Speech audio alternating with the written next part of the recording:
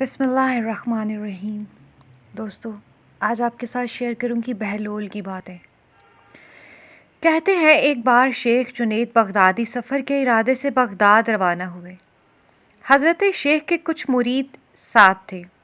شیخ نے مریدوں سے پوچھا، تم لوگوں کو بہلول کا حال معلوم ہے؟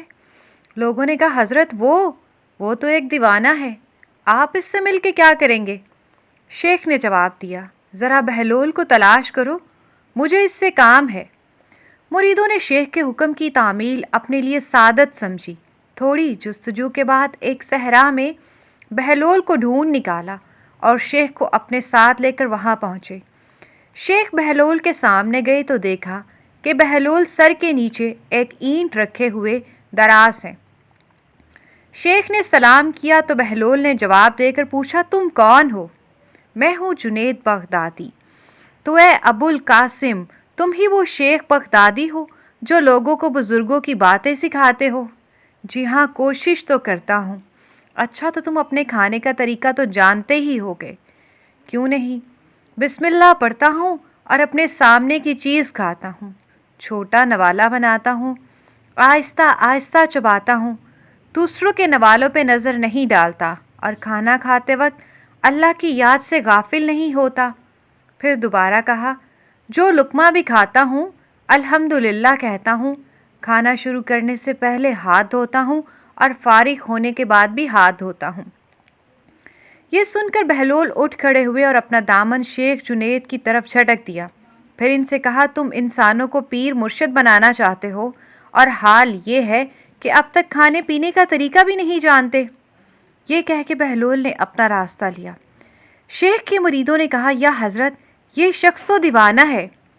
ہاں، دیوانہ تو ہے، مگر اپنے کام کے لیے ہوشیاروں کے بھی کان کاٹتا ہے۔ اس سے سچی بات سننا چاہیے، آؤ اس کے پیچھے چلیں، مجھے اس سے کام ہے۔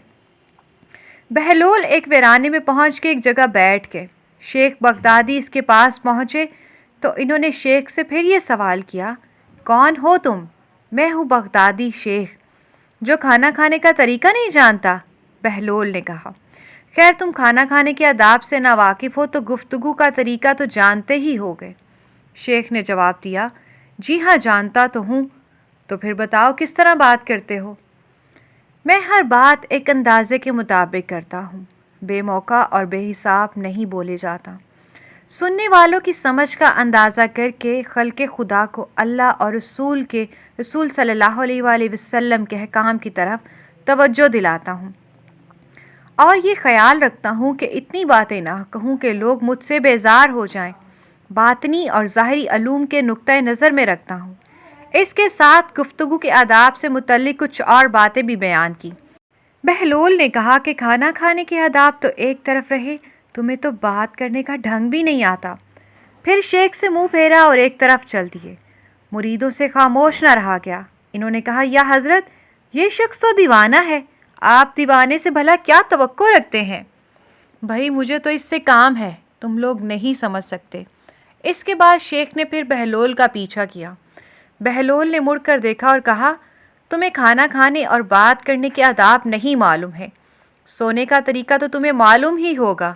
شیخ نے کہا، جی ہاں، معلوم ہے۔ اچھا بتاؤ، تم کس طرح سوتے ہو؟ جب میں عشاء کی نماز اور درود و وظائف سے فارغ ہوتا ہوں تو سونے کے کمرے میں چلا جاتا ہوں۔ یہ کہہ کر شیخ نے سونے کے وہ آداب بیان کیے جو انہیں بزرگان دین کی تعلیم سے حاصل ہوئے تھے۔ بہلول نے کہا، معلوم ہوا تم سونے کے آداب بھی نہیں جانتے۔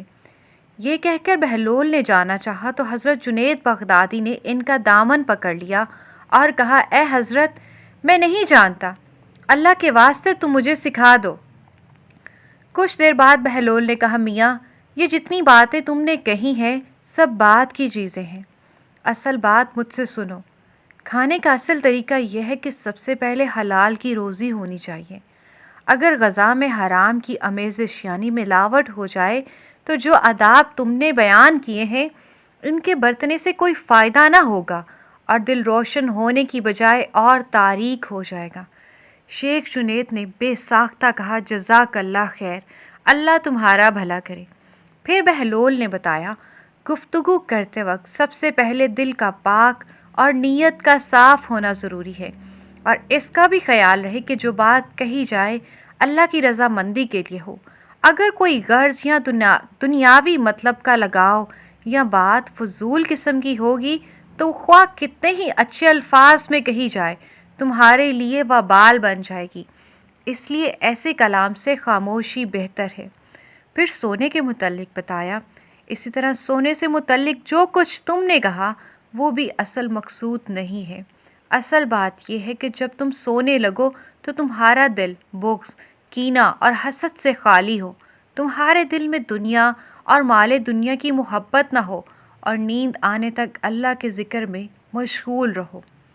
بہلول کی بات ختم ہوتے ہی حضرت جنید بغدادی نے ان کے ہاتھوں کو بوسہ دیا اور ان کے لیے دعا کی۔ شیخ جنید کے مرید یہ منظر دیکھ کر حیران رہ گئے۔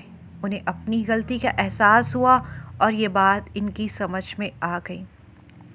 دوستو، اگر آپ کو آج کی میری یہ سٹوری اچھی لگی ہے تو میرے چینل کو لائک اور سبسکرائب ضرور کیجیے گا اور کمنٹ سیکشن میں اپنی رائے کا اظہار بھی کیجیے گا۔ شکریہ۔